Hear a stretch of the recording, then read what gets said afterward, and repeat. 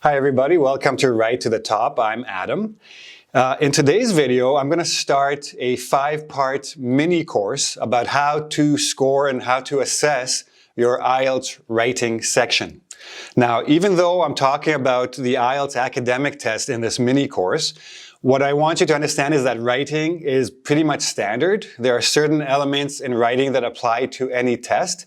So even if you're taking the IELTS General or the TOEFL or the Cambridge exams, there's still a lot of good information for you to gain from this course.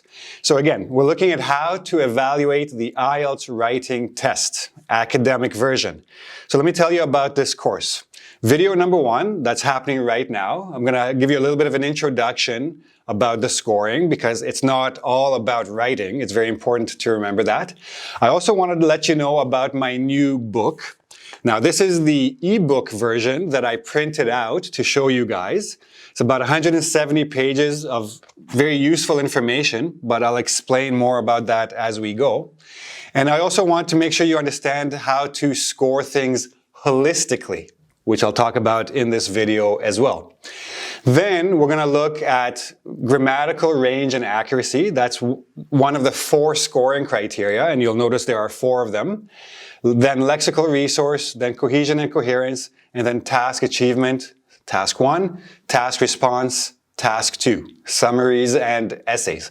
Now, the reason I do it in this order and not the same order that's listed in the public description is because it's a very specific way you should assess your writing. You should always start with the grammar and vocab and then move on to the cohesion and task response. But I'll get to all of that in good time. So let's get started with the introduction. Actually, let's get started with the book. Here's the cover of the book. And what you'll see inside is that this book will show you what the examiners are actually looking at. Again, the public descriptors that are available on the IELTS website, they're very broad, they're very general, a little bit vague. So I want you guys to understand a little bit more in detail what it is they're actually looking at. So what I'm going to give you in this book are notes about how the whole situation happens, how the scoring happens. It's not all about the writing itself. You're also going to get 40 original samples from test takers just like you. There are 10 task 1 samples and 30 essay samples, task 2. Everything is fully edited. There are notes about the specific criteria. There is an assessment for every sample with individual scores and overall scores. And every sample was rewritten by me to a 9-band level so that you can compare what's the difference between a 6-band essay and a 9-band essay. Or you can compare a 6-band essay to a 7-band essay if you're looking at the different samples. And of course, I explain the 4 individual scoring criterion, and I'll do these as we go along.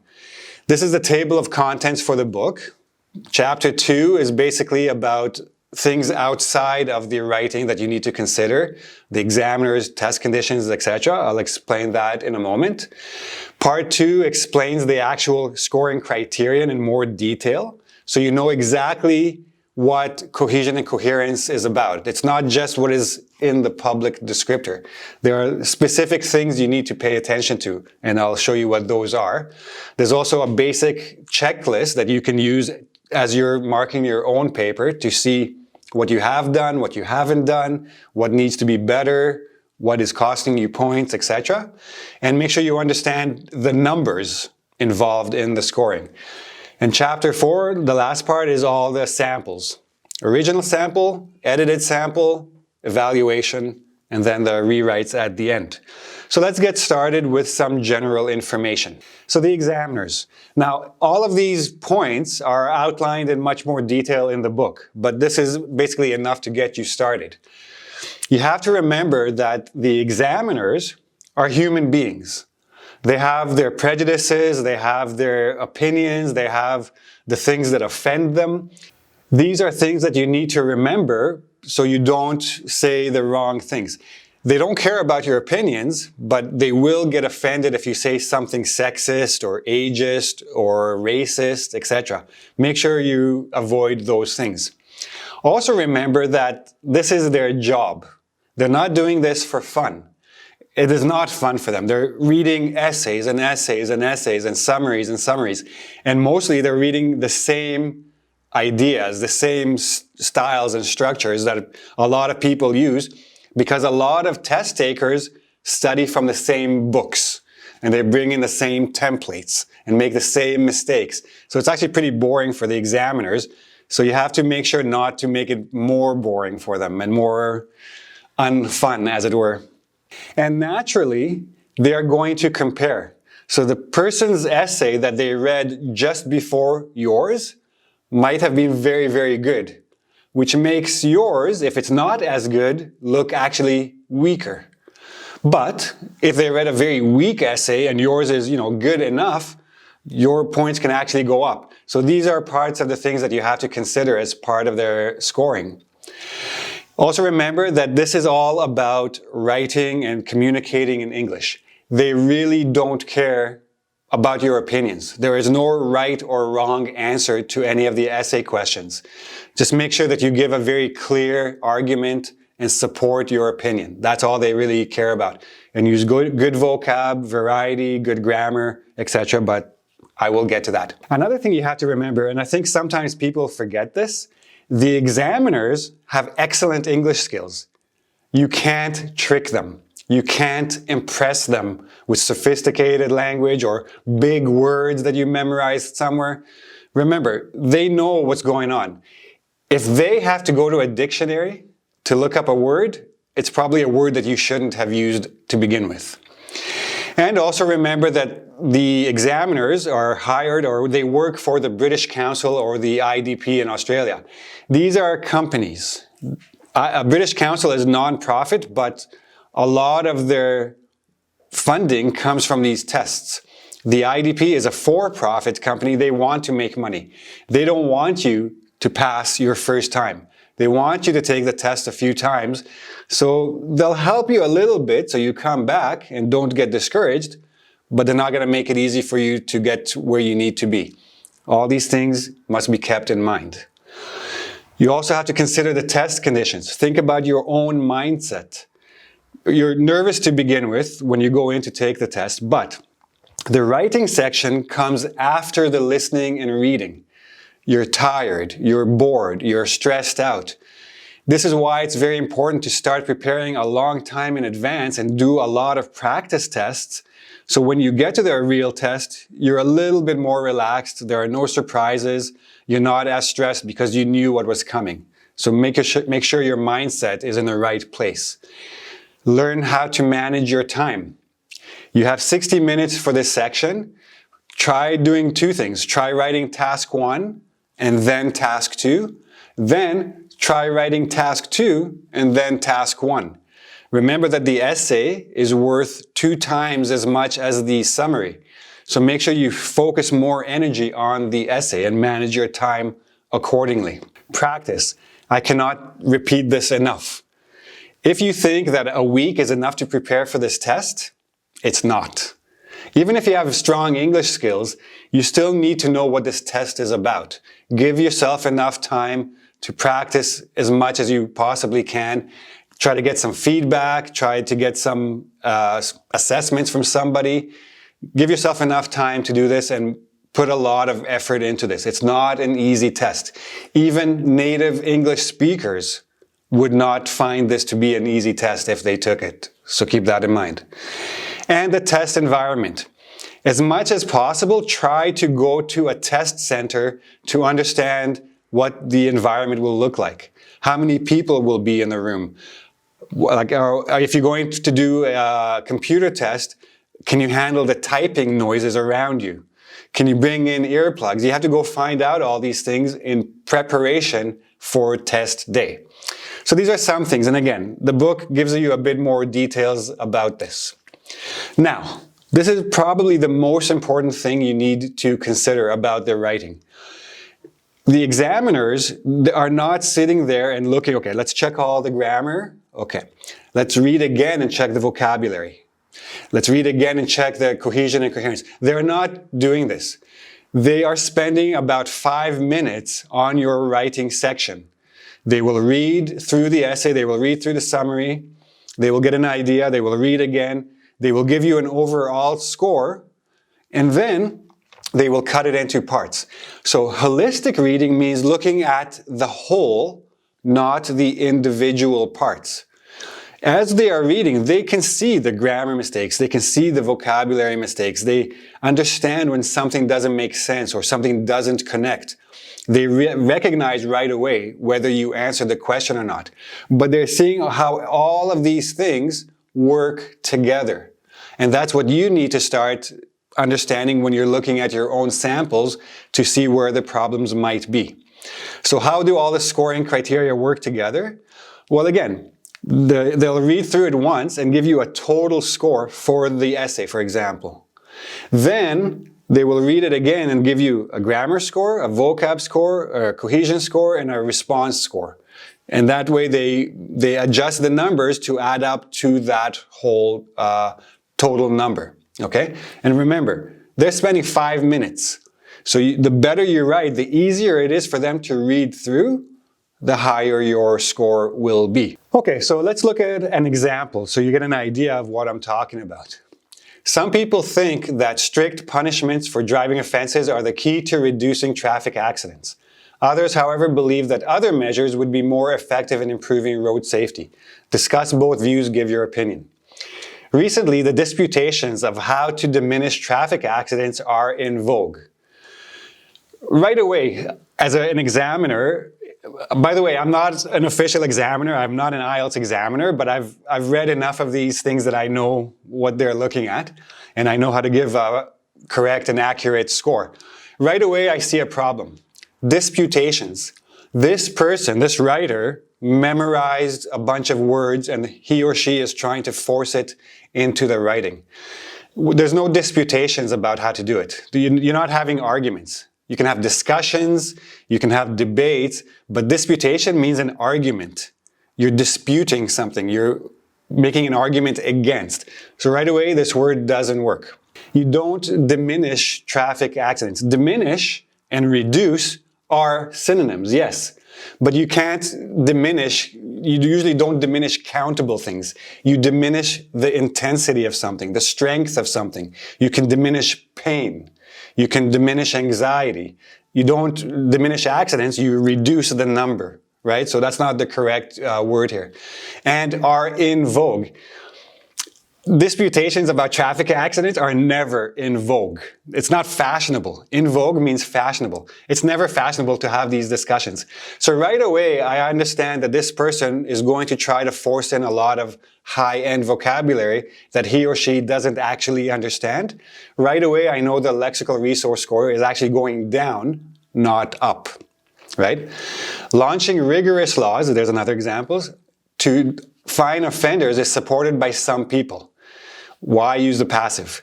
Nevertheless, so grammar. Nevertheless, others suggest some new initiatives to prevent drivers and pedestrians from wrecks. So this syntax doesn't work. I will examine both perspectives and express my view in the paragraphs below. If you say, I will express my views, why not just say, I believe that? Don't tell me you're going to give me your opinion because you're just wasting words. Just put your opinion and then support the opinion later, right? So right away, all of this together, I have vocabulary that makes the message not clear. So I'm losing points for lexical resource and for task response.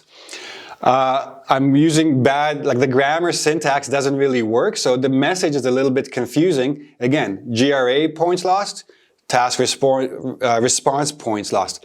So the key here to remember is that you can and will lose points for 2 categories from 1 mistake. Sometimes you can make mistakes and lose points in 3 of the scoring criterion. So you have to make sure to understand how all of these things work together. So, task response, first of all, there's no opinion. Now, you can give it to me later and that's fine, but a lot of people say they're going to give an opinion and then forget to give the opinion. And all of this extra words might make the examiner think you're just working for the word count, not to actually say anything. Cohesion, coherence is a problem with transitions and clarity. Lexical resource I already mentioned. GRA, you're using the passive for an unknown reason, and some problems with prepositions and syntax. All 4 criterion already losing you points in the introduction paragraph. So be very careful about that. Here is a rewrite. Opinions are divided as to how to minimize collisions on our roads. There's, boom. That's your topic. That's what you're talking about.